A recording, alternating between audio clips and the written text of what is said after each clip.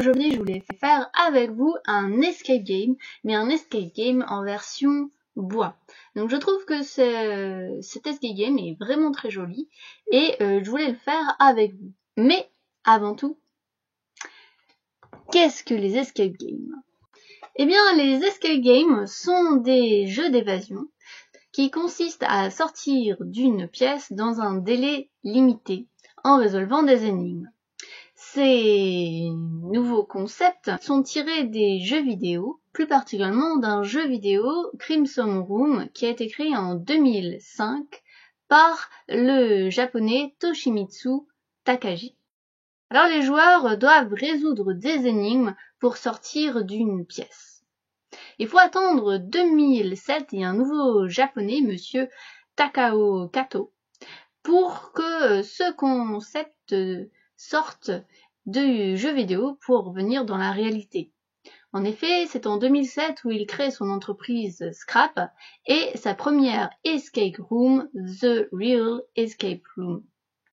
C'est après 2007 où les escape games se développent partout en Asie pour arriver en 2011 en Europe via la société Parapark. Ensuite, en 2013, la société Hint Hunt ouvre la première escape room à Paris.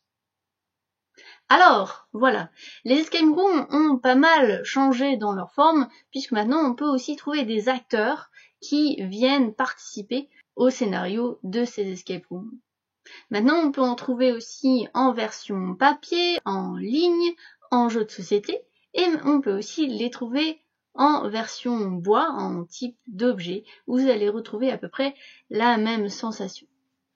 Voilà, alors maintenant que vous avez tout sur les escape rooms, eh bien, on va le faire ensemble. Donc, pour ceux qui ne veulent pas avoir la solution de cette escape room, il va falloir arrêter la vidéo maintenant. Alors, c'est parti. Et avant tout, des petites astuces pour résoudre un puzzle de ce type. Eh bien, d'abord, il faut regarder comment est construit ce casse-tête. Là, on voit des petites flèches dans ce sens-là. On a ici des petits numéros où ça bouge. On a ceci avec deux petites flèches qui montent, donc je pense qu'on va devoir les bouger. On a des petits symboles ici. Et ça tourne. Ça tourne pas. Ça tourne. On a des petits trous ici et une petite molette. On a ici quelque chose, on ne sait pas trop ce que c'est. On a un petit truc ici, là. Ici aussi. Et derrière, je pense que là, on a ce qu'il faut pour résoudre l'énigme. Donc on a un 1, un 2, un 3 et un 4. Donc je pense qu'il faudra enlever ce morceau-là. Et ce qui est derrière, ça va nous permettre d'avancer dans la résolution de ce puzzle. Donc, eh bien, c'est parti, les amis. Allons le faire ensemble. Alors, on va commencer par regarder ici. Donc on a le 1, le 2, le 3, le 4.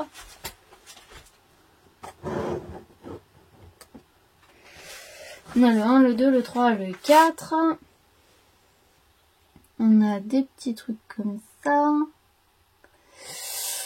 On a des chiffres là. Et on a une sorte de montagne avec une flèche et un œil pour le 1.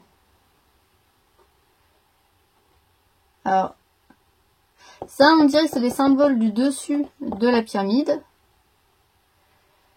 Et ça, je pense qu'il faut trouver quelque chose comme ça. Alors, c'est pas ici.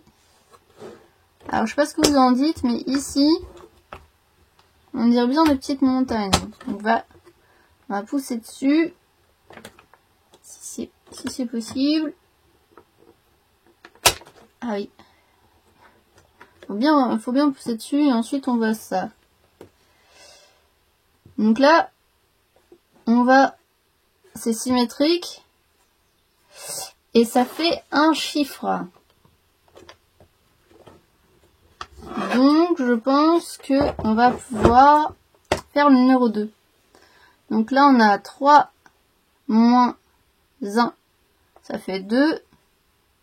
6 plus 4, ça fait 10. 5 moins 2, ça fait 3. 7 plus 1, ça fait 8. Ok, donc, si on comprend bien, c'est de ce côté-là où on va devoir utiliser ces chiffres. Le seul endroit où je vois des chiffres à utiliser, c'est celui-là. Donc, on va partir logiquement. Hein. Le premier, c'est celui-là. Donc, on était sur du 2, si je me souviens bien. Donc là, on a 6, 7, 8, 9, 0.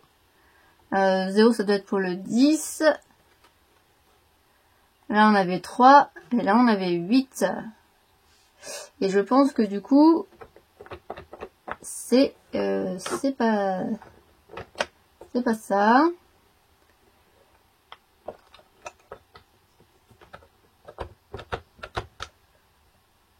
C'est pas ça. Je vais regarder.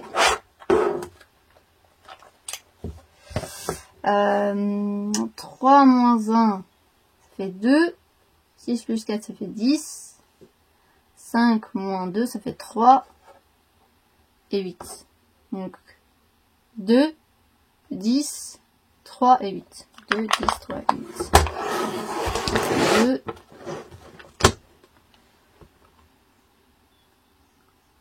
2, 10, 3 et 8.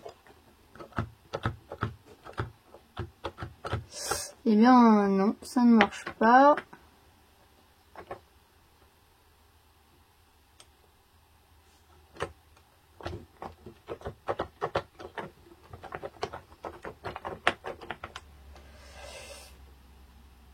On va peut-être faire les symboles ici. Alors,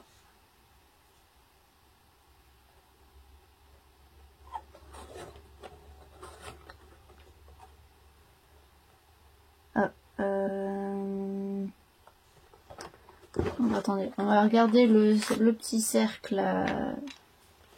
Le petit cercle et un petit rond, un petit truc. On va se concentrer sur le petit cercle qui est là. Un petit... Voilà, il est là. Celui-là, il bouge pas. De toute façon, si jamais on a bon celui-là, on a bon les autres. Voilà.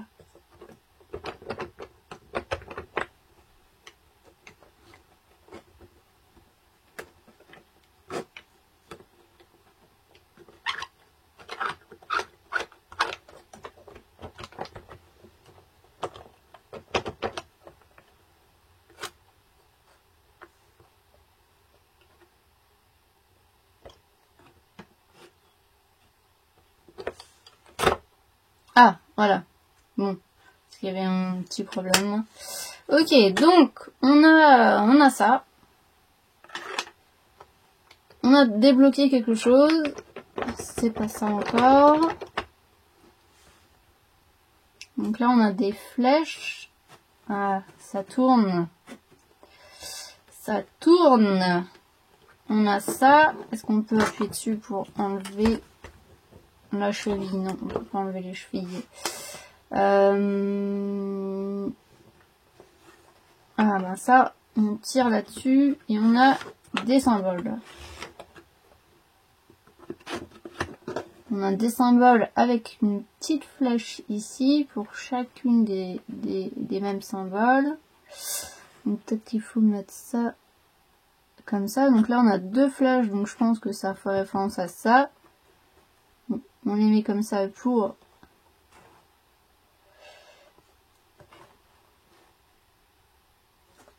les mettre. Donc,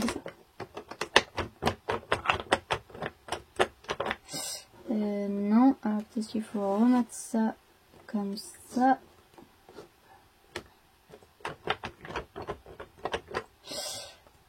Non, alors on va retourner de l'autre côté de la pyramide. Et on va regarder les petits symboles. Donc on a celui-là. Un symbole. On a celui-là. On a quoi d'autre? Donc on a le petit machin, le petit gars avec son truc, ça et le petit oiseau. Donc on a ça, le petit gars et l'oiseau. Ok. Et puis on a ça aussi. Donc là, si on tourne, on voit des symboles. Les symboles, on dirait qu'ils sont coupés en deux. Et c'est les symboles qu'on voit là. Le petit zigzag. Peut-être le rouvrir.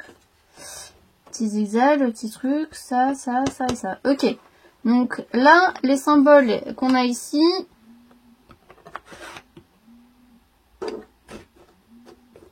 Là, c'est les symboles qu'on a ici.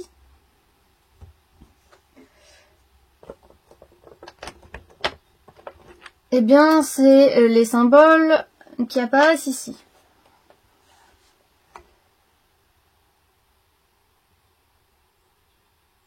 Donc après, on a des petits trous là-bas, là. Et alors, je sais pas... En fait, là, vous pouvez pas voir. Mais quand on regarde à travers les petits trous, il y en a des petits trous qui se ferment, il y en a des petits trous qui sont ouverts. Du coup, pour les petits trous qui sont ouverts, ouais, ils changent en fonction du symbole. Donc là, pour le U, on a 1, 2, 3, 4, 5, 6. Celui-là, c'est un petit trou. Celui-là, c'est un. C'est un petit trou.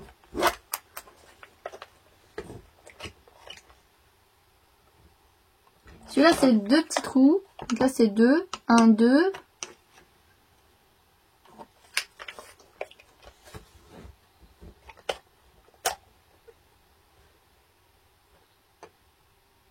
Celui-là, c'est... Celui-là, c'est 3 petits trous. Donc 1, 2, 3. Celui-là, c'est...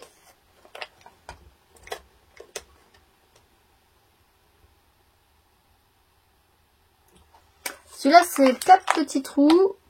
Celui-là, 4.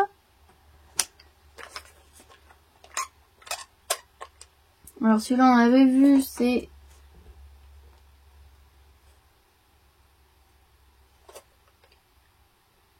Celui-là, c'est 5 petits trous.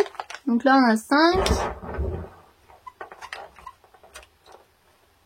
Et celui-là, on avait vu que c'était 6 petits trous. Là, celui-là, on a 6. Ça, on va remettre ça comme ça. Alors...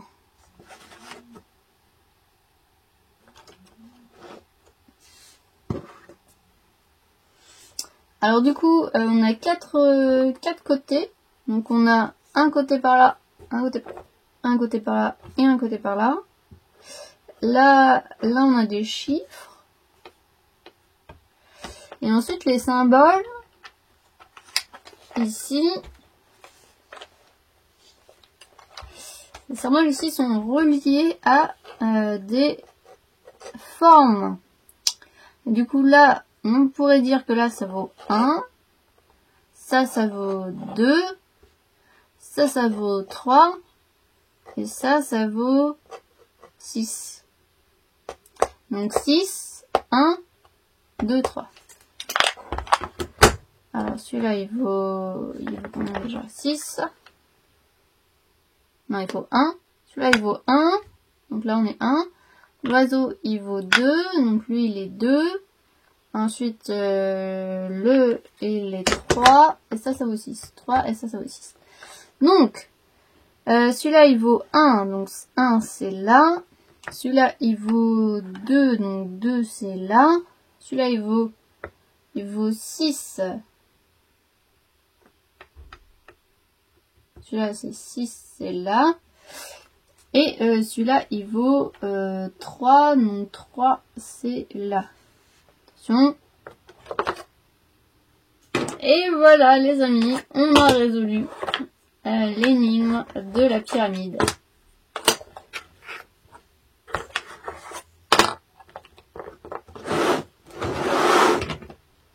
Alors, on a un petit puzzle à faire.